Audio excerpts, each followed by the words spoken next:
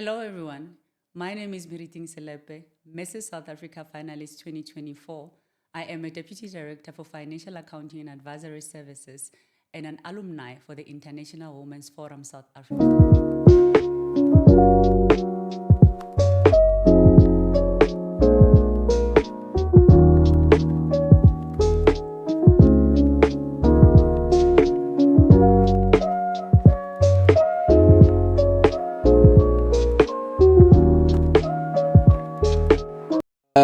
Hi, welcome back to another special episode of the KJ Rules Talk podcast. Today's episode, the day that I've been waiting for. Wow. Today's episode, we're joined by former Mrs. South Miss South Africa Africa, not finalist. former, Mrs. South Africa Finalist 2024. Oh, former sounds wrong. It's not former. I'll always be a Mrs. South Africa Yeah. Finalist for 2024. So that's why you don't put the former. Oh, You former put the is like former you're if it's a reigning. queen, yes. Reigning Oh, queen, my yes, bad, my yes. bad, my bad. Anyways, the day has finally arrived. How are you doing? I am good, and yourself? I'm good. I'm good. Woman with many hats. Let's talk about the journey of the Miss South Africa finalists and like how in the world did you just decide to just enter a pageant? Yeah. So, Mrs. South Africa is it's a pageant for not necessarily really a pageant. I would say it's a woman empowerment program, a self development program for married women. Yeah. So the reason I entered my why was because as married women, you the minute you get married and you focus on the home, you focus on raising the kids, building the husband. You forget, you put aside your dreams and your visions and your goals Yeah. so that you can focus on this building of your home. So for me, entering was me coming back to myself. It was me becoming. I realized that there is goals that I had set aside for so long that I always wanted to do. Okay. And also realizing that just because I'm married, it doesn't mean that I stop living. I still am married. Before I was married, I was an individual Yeah. and I had goals. So, and I realized that you can't pour from an empty cup. And most of the time, that's what we are doing as married women. We forget to fill, to fill that cup so that we are able to then pour back. When you're happy and fulfilled and you're doing what you love, you are able to pour back healthily into your family.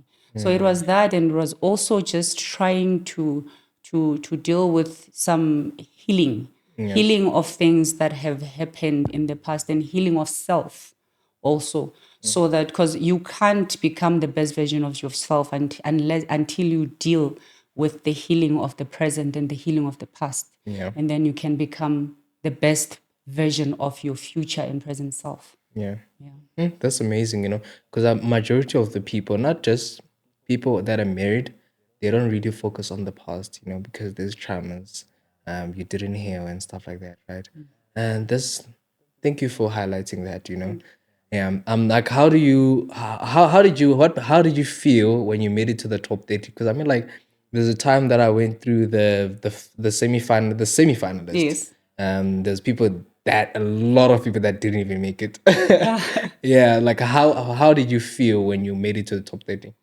Sure, it was such an surreal moment. Yeah.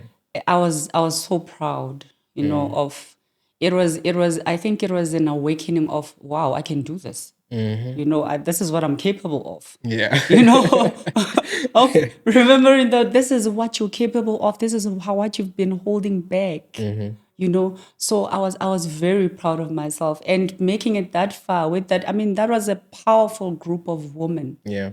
I mean, women of strength and women who have made strides in what they're doing, and to make it in the top 30 in that group of women of that kind of caliber, you realize that, oh, wow, okay, you know what? There's The something fact that here that was your really. first pageant. Yes.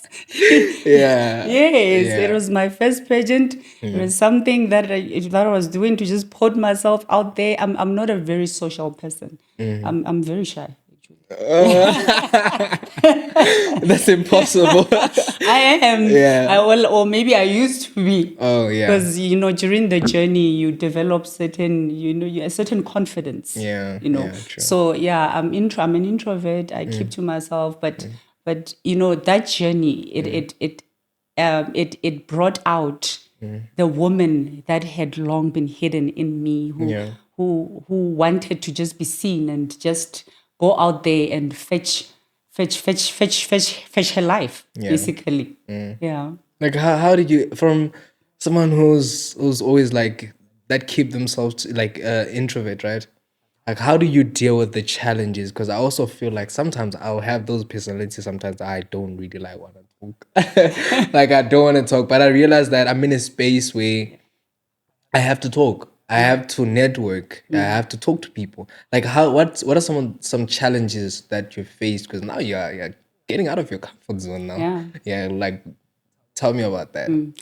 Look, getting out of your comfort zone is never easy. It's Yeah. never comfortable. And anything that you do and it feels comfortable means you're not challenging yourself enough. True. So me pushing myself out of there, it was not comfortable at all. Yeah. I had to learn to talk when I didn't feel like talking. I had to learn to socialize when I didn't feel like Yeah. It like feels uncomfortable. just felt like sitting there in my corner Yeah. and sitting there in my corner. But Yeah.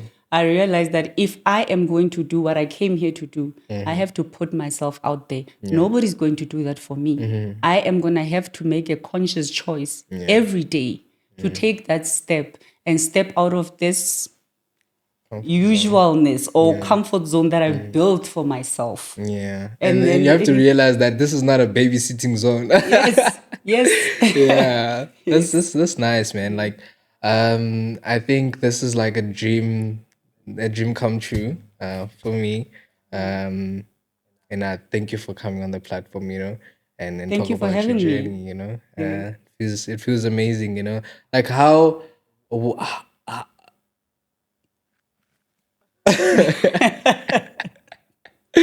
like what how do you feel about what some values that me South Africa stand for as a mother? Sometimes you can be a bit picky on how to select, where to enter. Like what are some of the values? You did answer that. Yeah, it's a marriage. Yeah. It's for married women. Yeah. So the values are obviously family. That's why they include their husbands as well on the journey to come as well to support, and also understanding that yes, you are in the pageant, but you still have responsibilities Yeah. at home. You still have responsibilities. You still work. Yeah. You're still a career woman. You still have things that you're doing in and around that. So building on top of it, them building on top of what you already have, Yeah. in so that it works for you. And also so that you achieve more and become better at being at playing that role, whether be it in the home or be it in the workplace. Some of the things that are there is it's networking. You get networking with different women who are entrepreneurs, who are businesswomen, who are leaders in their workplaces. So you can collaborate as well in that space. Yeah. So all being married women, you also get to exchange,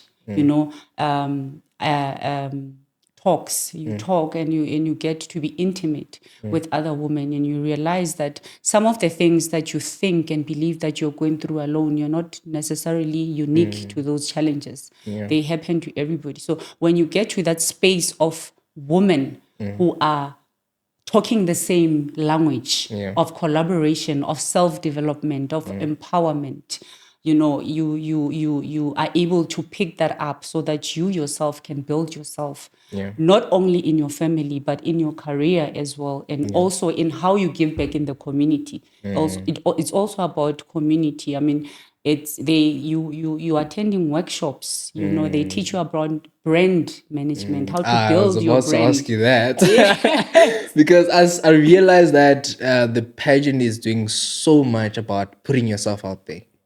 You as a brand, how you put yourself. Like also like there's other time I was actually going through your Instagram and I was like, okay, I can see a change. It's getting Because better and it's better. getting better and better. I was like, oh, okay. I think she's good now. She doesn't need a manager now. I like the fact that they make you, like they make sure that you're out of your comfort zone. They put you out there, brain marketing. Yeah, bro. I was so impressed. When I saw that, I was like, okay, no, this seems like a lot of mothers, because I'm also, you are as a mother, I look up to you as a mother, so the fact that a lot of mothers, they don't really put themselves out there in terms of social media wise. They feel like, what, I need to focus on family. Yeah, there's no time to be, partnering with brands. So Yeah. I like the fact that the brand focuses on that thing, those style positive things, also putting yourself as a brand, like how do you how do you oh my goodness, jeez, man, I feel like I want to preach.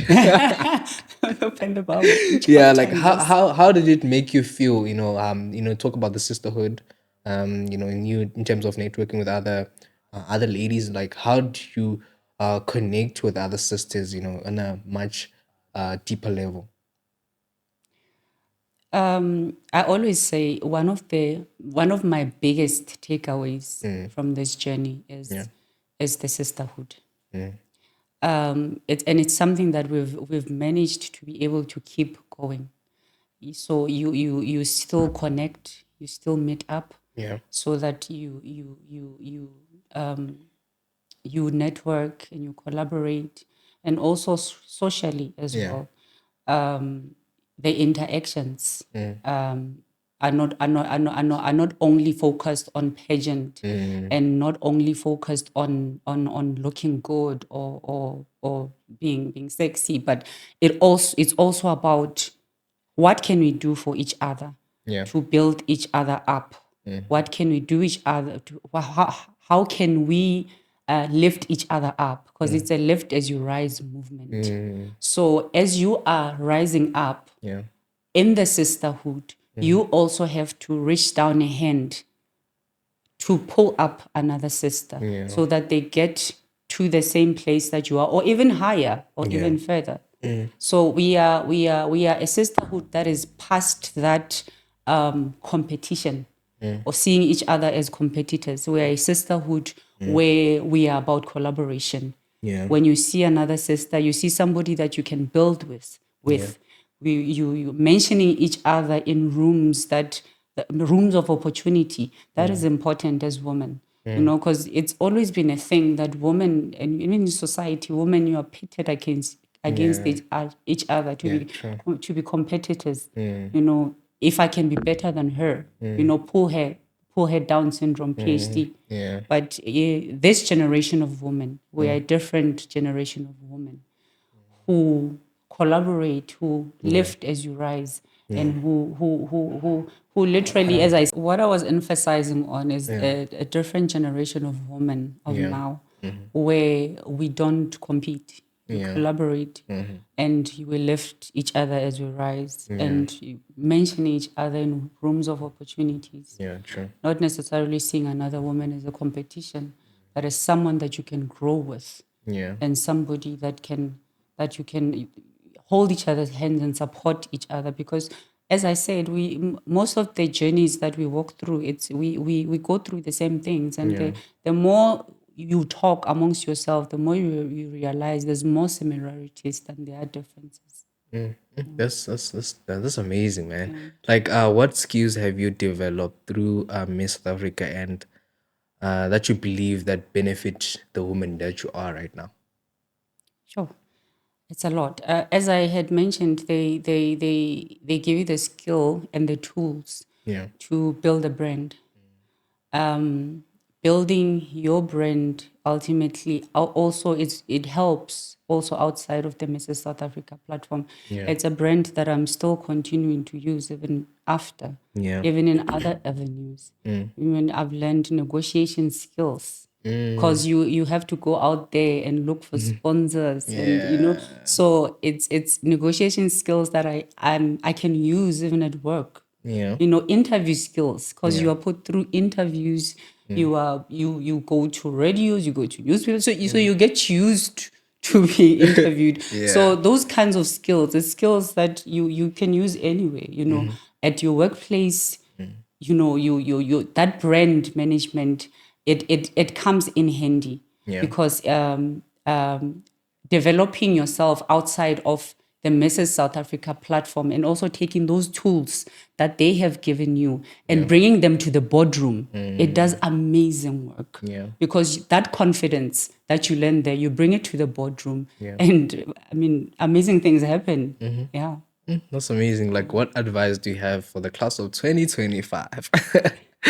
Yeah, now that you understand the journey of Yeah, what yeah. it feels like to be on the spotlight, what advice do you have for them? Stay in your lane. Yeah. You stay in your lane. You focus on what you are there for, your why. Yeah. Never forget your why. There's always that reason that pushed you to enter the Mrs. South Africa pageant. Yeah. And that why is what is going to keep you going.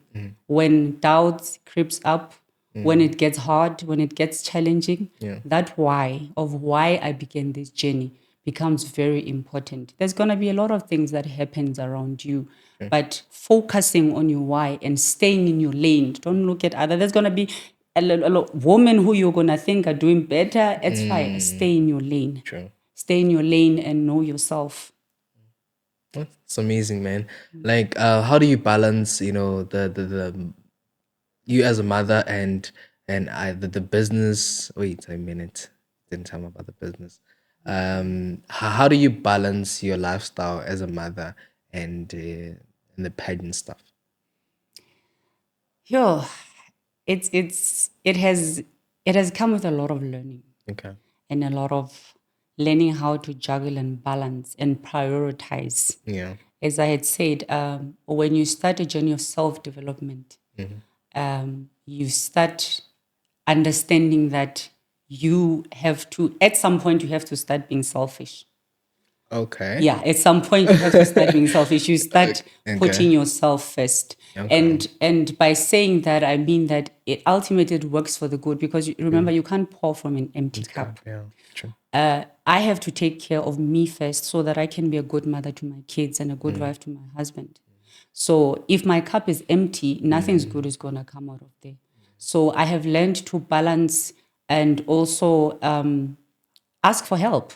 It's very, very important. And I think it's one of the things that we take for granted as women. We find it very difficult to ask for help, Yeah. True. because we feel like we're failing.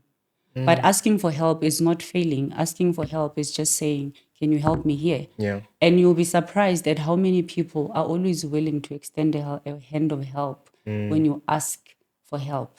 So help and getting the right support of people around you, that is very important. I have a very supportive family structure around me. So that also helps a lot. Yeah. Put your pride aside. Yes, yes. You're also director of for financial accounting advisor support. Like, did you have a finance background? Like, just break it down for me there. Yeah, I did. Or Okay. I do. Yeah. I do. Yeah. That is what I did at school. I've always been a finance. I've always been an analytical person. I've always been a numbers Yeah. person. So yes, it's something that I've did. Even my degree is in finance. Yeah. My postgraduate degree is in finance. So I've always been that finance person. Person. Maybe I Yeah. like money. I mean, it's a good thing.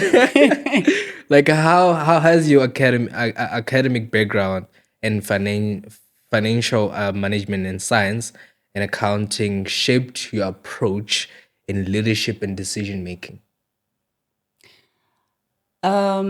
So when you're dealing with finance, I realize that it's something that I've had to link it to my values as well. When you're working with finance, you're working with people's monies. You're working with accountability. You're working with integrity, fairness, transparency, competence. I work in local government. Okay.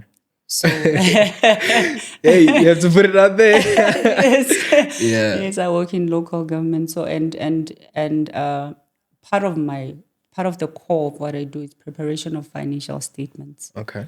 for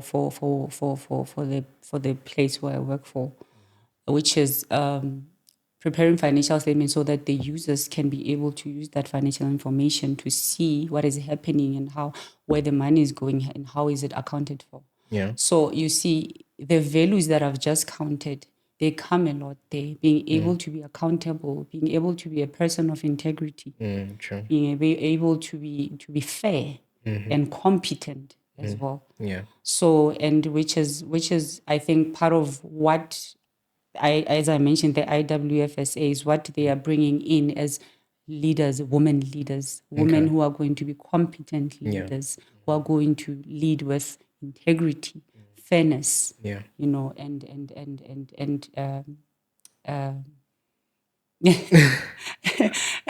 and be good leaders. Yeah, true. Yes. Okay. No, people that want to get financial advice, where can they get you? Yeah. Oh, They need goodness. help. Yeah. Yo, look, I do give advice on a personal level. I don't do it Yeah. professionally. I don't do Yeah. it professionally, but Okay. yes, it's something that when we talk, it's one of those skills that I don't mind imparting. Yeah. Yeah, I Not to don't make it mind a having. professional thing. I didn't make it a professional thing. It's just because I have an accounting background. People Yeah. just always like to pick your brain. Oh. Yes. Yeah. Yes. Which Okay. I don't mind really. Okay. Okay. That's amazing, what's one major challenge you faced in your leadership journey and how did you overcome it?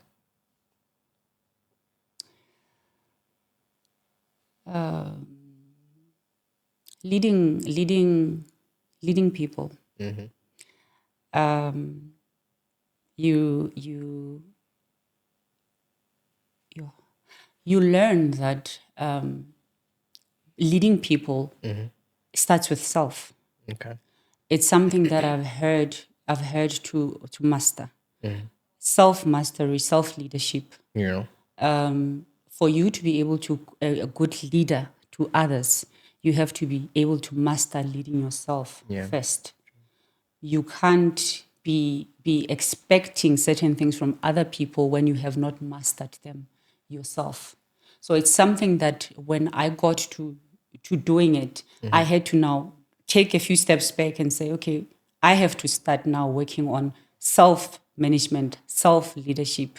How do I get myself to be where I can now be comfortable and be confident Yeah. in leading whoever I need to lead. So it's a journey that I'm still on, and it's something that I'm also getting assistance with in terms of the mentorship that I'm getting from IWFSA, Yeah. and in being a competent leader and being a fair leader. It's something that I have also honed Yeah. in the Mrs. South Africa journey. It's one of the traits that I've worked on and worked in. So it's one of the challenges that I've had to deal with, because you realize that people come with different characters, Yeah, sure. and also as you are leading, you want to build the people you are leading. Yeah. You don't want to be a leader who has people working under you for 10 years. You want people to move. You want people to grow, and they move. When you are a leader and people are getting better at what they do, and they get higher positions, and they improve in their skills, Yeah. you've done what you are there to do as a leader. Yeah. That's amazing, man. Like, what advice do you have for young women aspiring rise in male-dominated industry? Yeah. It's in 2025. It's quite sad that women we still have to fight for our positions and to be recognized in certain Area. industries and areas that we find ourselves in. Not because we can't lead, not because we are incompetent, not because we don't have the qualifications, but simply because we are women. So, being a woman, you realize that you have to bring that extra something, which is not fair in itself if you look at it. Yeah. When you look at your male counterparts and you yourself, it's almost as if you have to pull rabbits out of a hat, to be able to be looked at as capable. Yeah. You have to be to prove yourself constantly for your voice to be heard in the boardroom. Yeah. You have to constantly be proving yourself, your worth, and feeling like you have to raise your voice that much higher. Yeah. So as I was saying, in male-dominated industries, it's you find yourself having to work that much harder, having to prove yourself that much harder. Yeah. So as I was saying, as women, we have to be comfortable in taking up spaces in these areas, Yeah. and not just taking up space because we are women, Yeah. but in being competent in our leadership, having integrity in our leadership. Yeah. So, is it easy? No. Is it possible? Yes. Okay. There's a lot of women who are doing it. I'm doing it. As an active member of Marriage and Family Life Ministries, how does faith and family shape your values and choices? Let me just go into the marriage and family life ministry a bit. So, what you're doing there is you are building family foundations. Okay. I am a very firm believer that healthy families, not only family life, healthy family life builds healthy communities, which ultimately results in a healthy nation. Yeah. If you want to see why your community is the way it is, you look at the families. So, in the families itself and in the foundations, in the family structures, the families are dynamic. So coming to my values and in linked to my faith, I may come and say, okay, I view a normal family and a healthy family structure as a father, a mother who are married, who have children. But obviously that will be a very narrow point of looking at things. Yeah. Yeah. In family life ministry, what we focus on is we focus on the dynamic nature of the family. Okay. To say, okay, it's not only the family is not only made up of that. There are different families. There are families who have divorced parents. Yeah. There are families who are widows and widowers. The mother is raising the children because the father has passed away, or the father is raising the children because the mother has passed away, or both parents have passed away. These days, we have blended families, what we call blended families. I come with my family, you come with your family, we get married, and then we are a blended family. Okay. My kids are your kids, and your kids are my kids. So we are a blended family. So what we look at is how can we make family structures, how can we build family structures, a healthy family life in these different and dynamic families? You focus on the individuals. Yeah. So in the individuals that are in these families, how can we work on supporting them so that they learn to deal and navigate with the challenges they face in the family structures, Yeah. so that we are dealing now with traumas. generational traumas. Yeah. Traumas. We don't want families where individuals are not healed and then they transport the traumas to the younger children. Majority of the time it happens Yes. like that. And if you can look, most of the socioeconomic problems and challenges that we have, it's because of, if we are honest, broken family structures. We have a rise in GBV, we have a rise in femicide, crime. It's a whole lot of things that are happening. But some of the things that we can look at is, can we go back and look at the family structure? A lot is happening there. Yeah. A lot foundation. of the foundation. If you get the foundation of the family right, which means the people who make up the family, you get that right. Yeah. Mr. Lehlohonolo Mazindo, who's my therapist, usually likes to say, if you protect the child today, you don't have to heal the adult tomorrow. Which means if we do what we need to do at the foundation level of the family to protect the child who's still growing up, we do not have to heal the parent, the adult tomorrow, because we have protected the child, and the child grows up to be a mentally healthy adult, and that's how you deal with traumas. From when the children are young. Because what is happening now is we're dealing with traumas when people are older. We're dealing with traumas in adults. A lot of adults have unhealed childhood traumas. Unhealed, that we have a lot of adults who are dealing with mental health issues, which are stemming from the childhood traumas.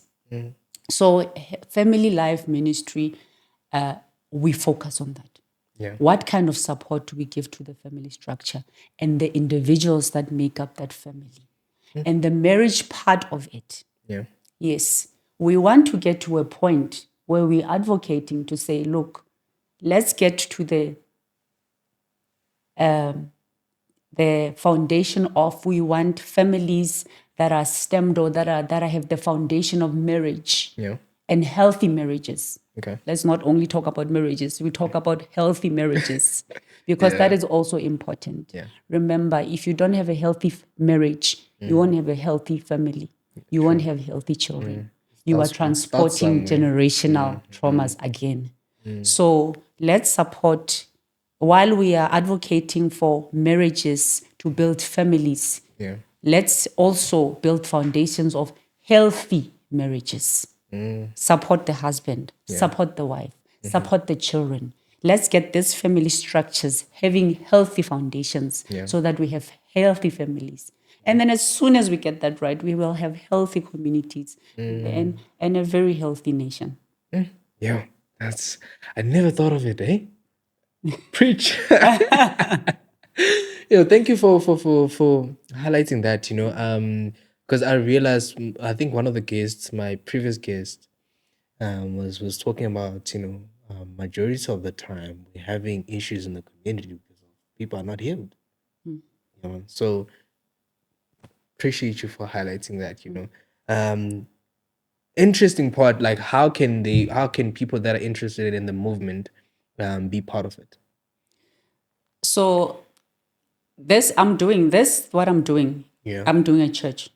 Okay. So it's a ministry that we have at church. So I'm a coordinator for that. So it's something that I have a passion for. So I decided to just advocate for it outside. Yes, personally, on a personal level. But I'm doing it at church. Yeah, I'm a coordinator at church for family life for marriage and family life ministry. Yeah. So I'm more of collaborating, where can people collaborate with you? Because I feel like it's a very, it's a positive movement, and I feel like the whole nation needs to be healthy, and everyone has to be you have to be dealing with the better things more than healing and healing stuff. You're not gonna share your details of collaboration. Look, because there's this ministry, and I have experience in building it. Yeah. I'm open for collaborations. If you want to open that where you are, if you want to start that and you want to get an idea of where do I start, let's talk. Okay. Yeah. What legacy do you hope to leave, both in your professional career and in your personal life?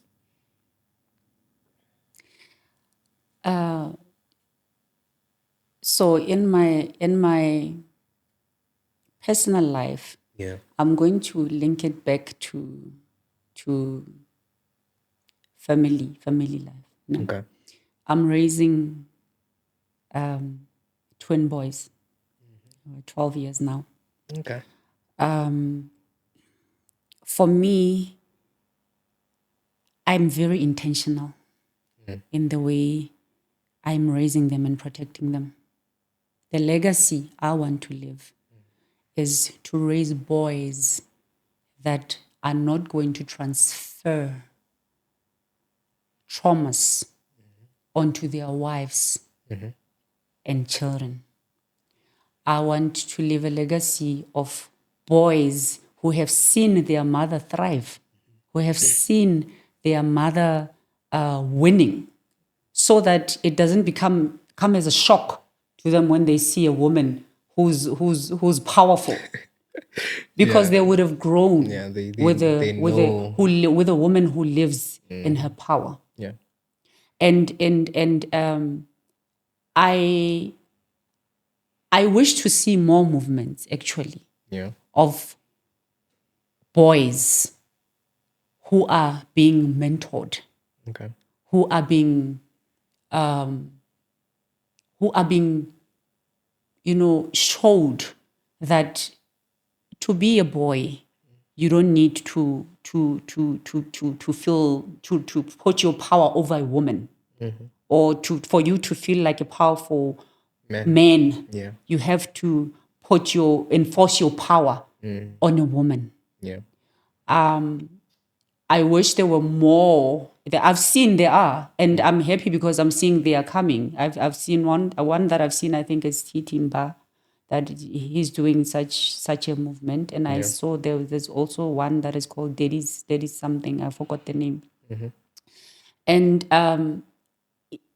we are, as much as we're empowering girls, and we are bringing them to a level of confidence and empowered girls who know what they want and who go for what they want. We also have to remember we have also, those girls need to go and interact with those boys out there.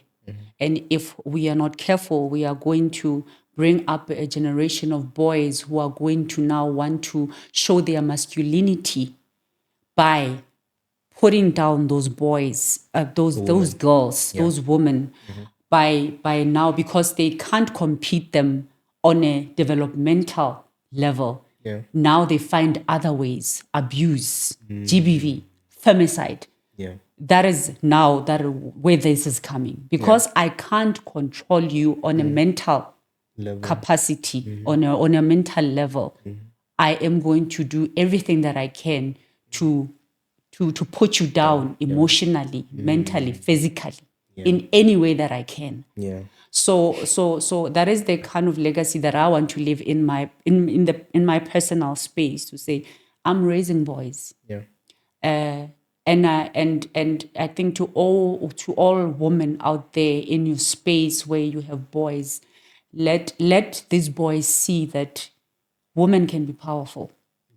Women can take up space. And when they get used to growing up around these kinds of women who are powerful, then they grow up and it's natural for them to be around powerful women. They are not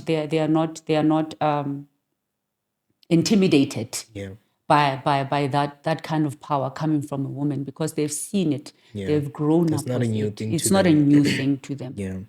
And also on a professional level, the legacy that I want to leave is for the girl child to know that my father used to say to me, Meriting, my dad used to call me Sylvia. Okay. He would say, I want you, if there's anything that I want you to focus on is education. Okay. Because that is the one thing that nobody can ever take away from you. Yeah. And if we can get to a place where we have given girls that knowledge of saying, look, focus on your education, focus on empowering yourself, Yeah. focus on becoming the best version of yourself. Go out there and take up spaces. You know, life is life. Things, they have time. They have time. There's stages in everything that happens in life. Don't rush for things. Yeah. Take time to develop yourself. Take time to educationally develop yourself. Yeah. So that when you do that, you take back the power into your hands. Yeah. Because you don't have to stay in spaces where you don't feel like staying, Yeah. because you are financially dependent on another person. Yeah. It gives you control over your life, because you know that, look, I'm here because I love. Person. Yes, I'm here because I want to build. I'm not here because I'm forced to stay. Yeah. Yes. So my legacy for professionally is to develop that many women who will come into leadership spaces, and also who are going to lift as they rise.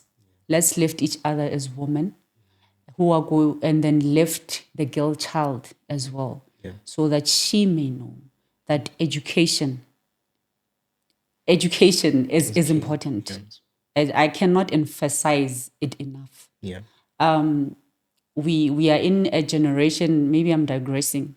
We're in a generation of slay queen and what. You know, there's a lot of things. Jay-Z's, you know, there's a lot of focus on a lot of things. Yeah. It can really make you lose focus on the important things.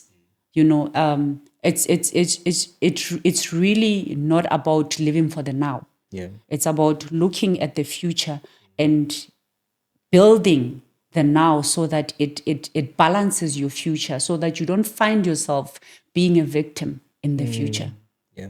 So now we have to build that generation of women who, as I said, who collaborate, who lift each other up, who stand with each other, and also transposing that to the girl child. That's amazing, man. You, woman with many hats. Thank you for coming on the safe space, man. I genuinely feel like this healing conversation has to continue. Maybe on hopefully we can collaborate again. Let's. Yeah. Maybe, you know, by God's grace, we'll find ourselves doing a healing panel, you know? Yeah. And it'll be amazing, man. Thank you so much for coming, man. I wish you all the best, more lifing, and may you continue to reign, you know? Thank you so much. Yeah. If you want to be part of the KJ Real Talk podcast and create a healthy and healing conversation, make sure you hit me up on the kjrealtalk@gmail.com. Don't hesitate to come and heal through conversation. Make sure you subscribe and turn on the notification bell. See you on the next episode.